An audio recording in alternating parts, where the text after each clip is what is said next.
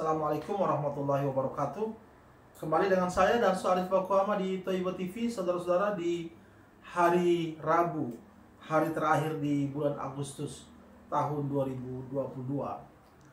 Dua hari terakhir ini ramai pemberitaan tentang seorang santri pesantren tahfidz Quran yang meninggal akibat dikeroyok oleh beberapa teman santrinya, yang mana pesantren tempat santri ini berada di Cipondo, Tangerang, tak jauh dari pesantrennya Jam'an Nur Khatib Mansur, yakni Darul Quran.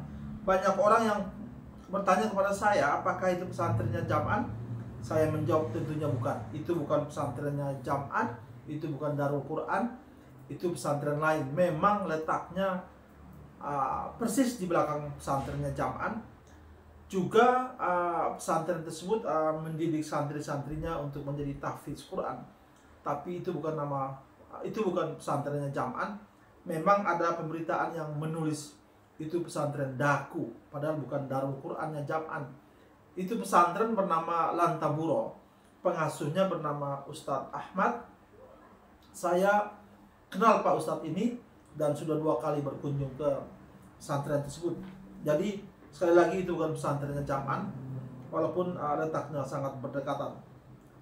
Juga saudara-saudara, dalam beberapa hari terakhir ini beredar pesan suara di media WhatsApp, beredarnya cukup luas sampai ke saya, di mana suara Jam'an berbicara dengan seseorang. Dia mengatakan bahwa dalam tahun depan ini perusahaan dia akan go public atau IPO. Pertanyaannya, perusahaan Jam'an yang mana gitu? Soal sesumbarnya Jam'an bahwa perusahaan dia akan go public ini bukan baru sekarang. Tahun 2019 dia sudah berbicara di media sosial, di akun-akun media sosial milik dia, bahwa Paytrend itu akan go public pada tahun 2020. Namun sampai tahun 2022 ini Paytrend alih-alih akan go public malah makin mendem. Bahkan sebagian karyawannya sedang mempermasalahkan Jam'an dan perusahaan itu secara hukum. Sebentar lagi mungkin akan sampai ke meja hijau. Masih soal perusahaannya Jam'an, mungkin sebagian besar di antara kita belum tahu bahwa ada perusahaan Jam'an yang juga memakai nama Daku, yaitu PT Daku Baja Indonesia.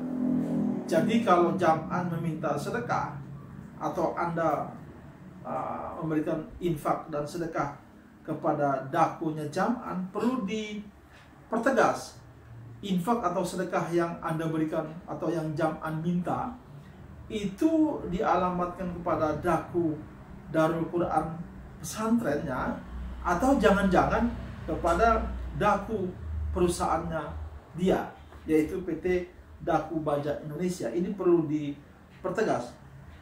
Saudara-saudara, dari sumber yang resmi saya mendapat data tentang profil perusahaannya Jam'an ini bernama Daku Baja Indonesia. Itu berdiri dengan tanggal SK-nya itu 26 Juni 2013. Notarisnya yaitu Ibu Yeni Ambariyatun SHMM di kota Tangerang Selatan. Tanggal aktanya itu tanggal 1 Mei 2013. PT ini, PT Daku Indonesia, PT Daku Baja Indonesia ini alamatnya di Jalan HOS Cokro Aminoto, kawasan bisnis CBD, Blok A5 nomor 23, Kota Tangerang. Ini adalah alamat di mana usaha-usaha Jam'an berkantor di situ, mulai dari Paytrend, patungan usaha, patungan usaha, patungan aset, dan lain sebagainya di alamat tersebut.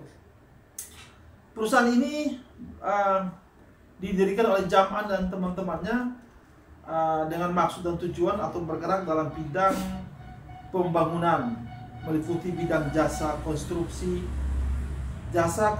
besi dan baja yang meliputi antara lain pembuatan, pemeliharaan, pengecetan serta kegiatan usaha terkait. Maksud dan tujuan perusahaan ini juga adalah untuk perdagangan, ekspor impor dan perdagangan logam, baja dan aluminium, meliputi pembangunan impor dan ekspor antar pulau, daerah, serta lokal dan internasional dan lain sebagainya. Maksud dan tujuan berikutnya meliputi peleburan, pengecoran logam maupun baja dan kegiatan usaha terkait. Maksud dan tujuan berikutnya adalah sebagai industri pengolahan barang-barang dari logam, baja, aluminium seperti pembuatan paku, staples dan lain sebagainya. Saudara-saudara, kenapa Jam'an mendirikan perusahaan yang berhubungan dengan baja dan logam? Karena ya salah satu temannya yaitu pandai mengelola baja, punya perusahaan yang punya kaitan juga dengan baja. Nah ini dia pengurus dan pemegang saham PT Daku Baja Indonesia. Pertama, komisaris itu Bapak BHW yang beralamat di Cikarang. Yang kedua, komisaris juga Ibu SS.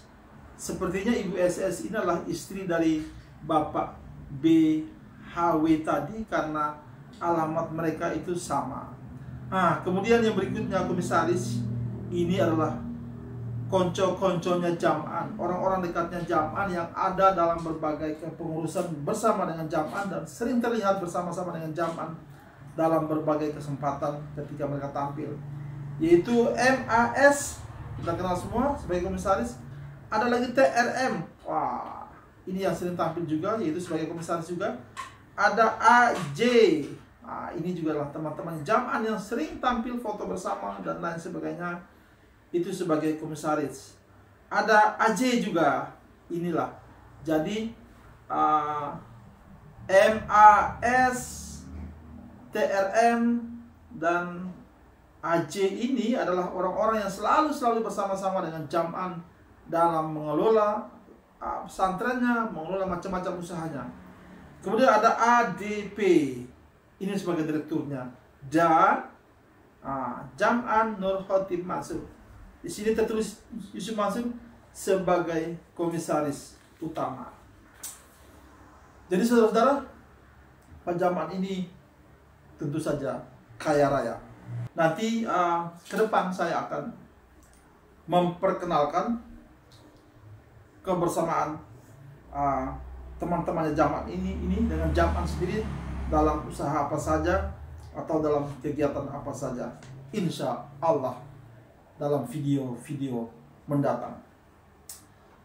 Besok hari Kamis tanggal 1 September akan berlangsung persidangan gugatan investor investasi patungan usaha terhadap Jam'an. Saya akan videokan suasana sidang dan hasil sidangnya juga, saudara-saudara.